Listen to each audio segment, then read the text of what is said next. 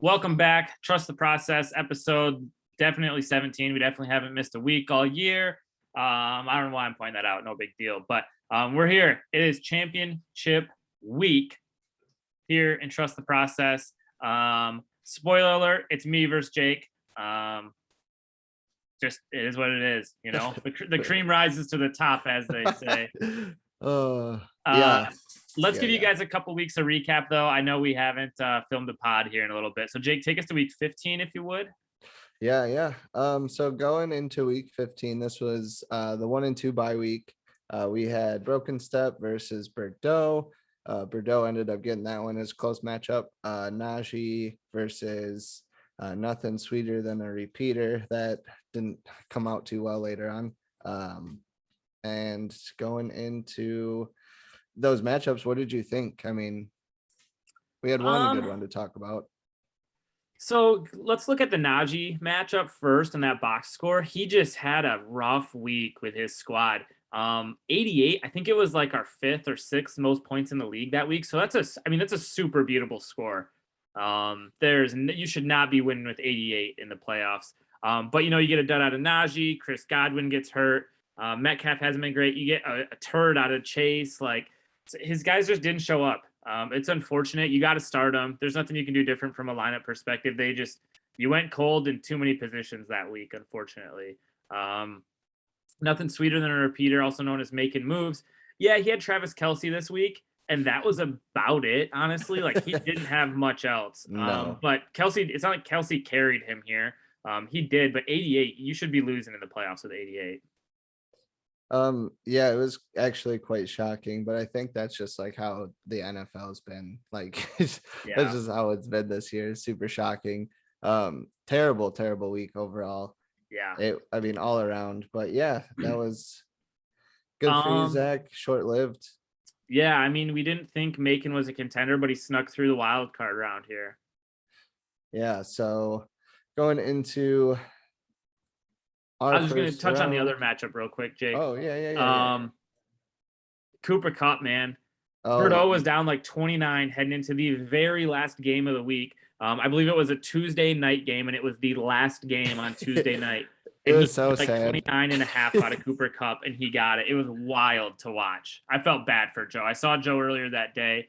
I was like, dude, you're in, man. Like, no way he's going to do it again. And he sure shit did. No, that's it.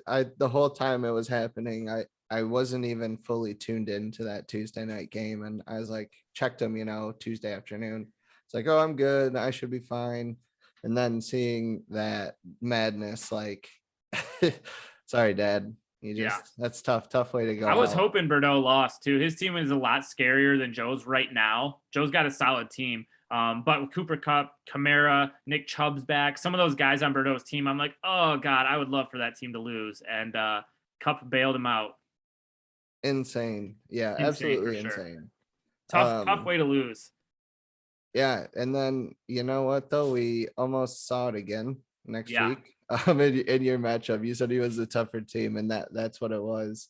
So yeah, going over went 1-4, 2-3 seeding matchups. Uh, I took Zach down. Not too proud of it. Yeah. I And mean, a win's a then win. You'll take it.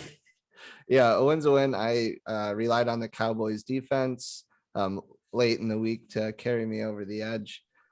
Just a down week for some of my, Tyreek 3 points, Kittle Yeah. 3 points. Studs didn't pop off, but we got the job done. Yeah. Yeah. You didn't really I mean, you had a couple misses in your lineup, people who underperformed, but Yeah. 11s, 12s, you know, Josh Allen definitely helped you. The Cowboys defense helped you, and everyone else was just kind of average with a couple of turds. But yeah, solid. You got her done. That's all that matters. Yes, sir. Macon felt pretty good going into that. I know you did. And the Cowboys D just absolutely took over. So Yeah, I just don't yeah. know why he hasn't changed his team name yet. Like you lost a week ago. What are you talking about? A repeater? You ain't repeating nothing. I mean, Get maybe out of here, Zach. yeah. He's predicting the future where he's going to finish in the league the next 3 years. Your matchup, however, was actually could have been a little scary. You Yeah. got it done, even with Robinson getting hurt, 4 plays in or whatever. Yeah. Robinson got hurt. And other than that, my team like went off. Saquon had a bad game. J Rob got hurt. Everyone else did pretty well. 148 and 2 of my guys get me 4 combined. So really no complaints there. My main complaint was going to be if I fucking lost with 148. Yeah, Jake Jake's that's true. semifinal. This one had already been wrapped up. And so I knew he won and was in with 118. And so if I had lost, scoring 30 points more, I was going to not be very happy. And on the other side of that coin, you got to feel for Bordeaux a little bit now, right? He scores 141, second most in the league by like 25, and doesn't get in. But yeah, I had to sweat out Kamara Monday night. Thank God they started Ian Book. Miami dared him Could to have been go all scary. night, and they didn't very well. So Could have been very scary for you. yeah, yep, we're in. We made it. We're here. We made it.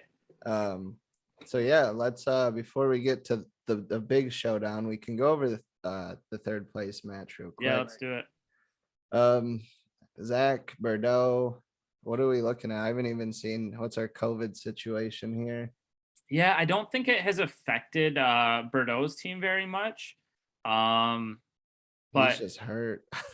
yeah, he's a little banged up. But I said it before, this Bordeaux's team is definitely scarier than Macon moves here. We had Bordeaux as an actual contender this year. We had Macon as a pretender. So I think Bordeaux takes this one. I don't think Travis Kelce's dropping a 38 bomb again. I don't think he has enough to carry him here. Yeah, I don't see it happening. I mean, he needs a lot of ceiling games.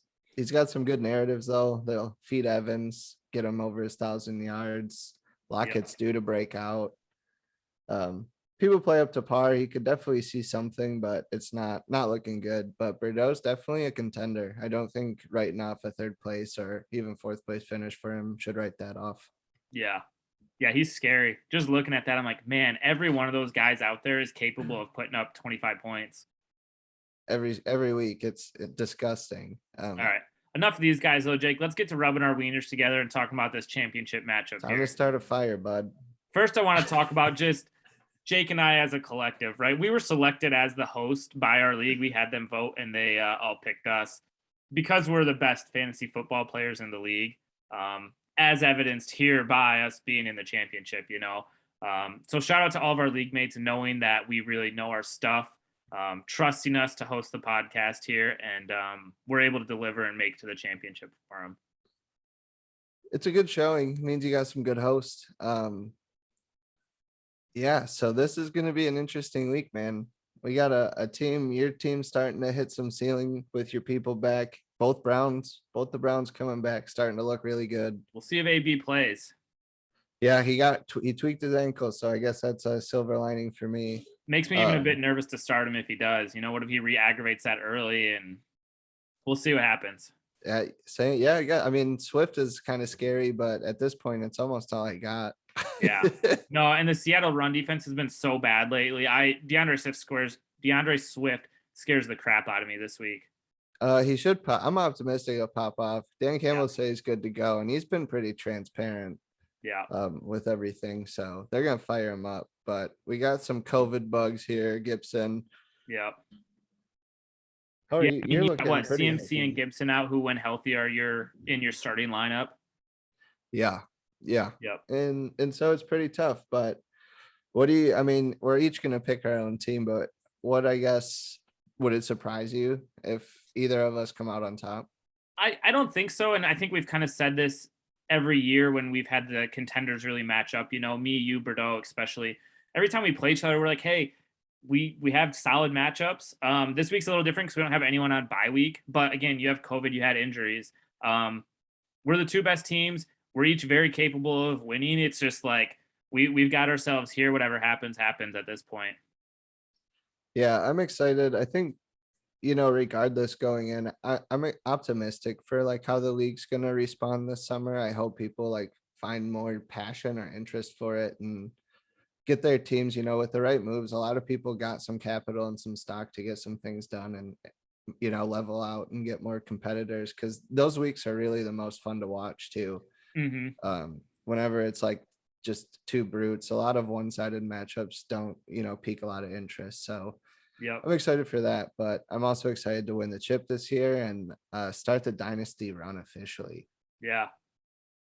Best of luck to you, sir. We don't have a lot of weak spots in our lineups here. We're starting guys. Every guy on this board could pop off right now. Yeah, I mean, we'll see the way she goes, but I think we both probably are going to take our chances. Most definitely. But yeah, good luck to you, man. Happy New Year. Excited to see how this weekend goes, and we'll probably have a little chat as we start our off season stuff in a couple weeks. For sure, Jake. On that note, I got to put you right on the spot. Give us a hot take. Oh, We need fuck. one last hot take. All right, let's see here. I'm gonna base it off of our game, Yep. and I'm gonna say I'm gonna win because Herbert's gonna throw an absolute stinker in Denver this weekend. Does have me nervous. It does. That's gonna be the deciding factor. Josh Allen gets 30 points by halftime. Herbert dud, game over, man. We'll see. We'll see. I hope that I can throw this in your face after I whoop your ass this week, but we'll see. We'll see. You So- put me on the spot. That's the way she goes. All right, Yeah. man. On that note, we'll catch you guys later. Happy New Year, everyone. Yeah, we'll see you here in a little bit. Yeah, see Later, ya. guys.